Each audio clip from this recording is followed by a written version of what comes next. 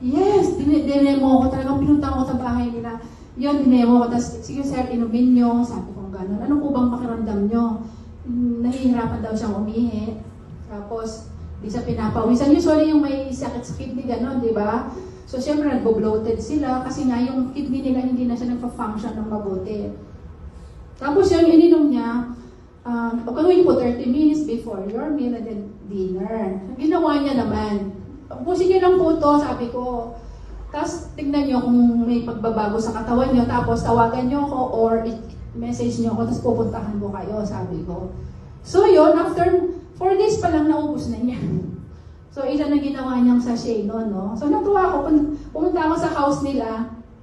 Naku, Normie, sabi niya sa akin, dapat pala noon pa ako nakinig sa'yo. Bakit pa ako nagpaano pa? Ay, siyempre, pag nagda-dialysis ka, ang sakit noon.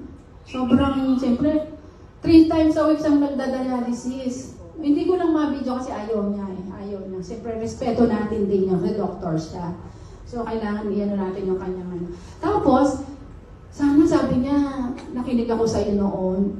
Kasi kami mga doktor, kasi alam mo na sinasabi niya yung gano'n. Ano po bang naging experience niyo nung ininom niyo to? Sabi ko. Umiihi na po ako. Kaya lang sabi niya, nung umiihi ako, syempre masakit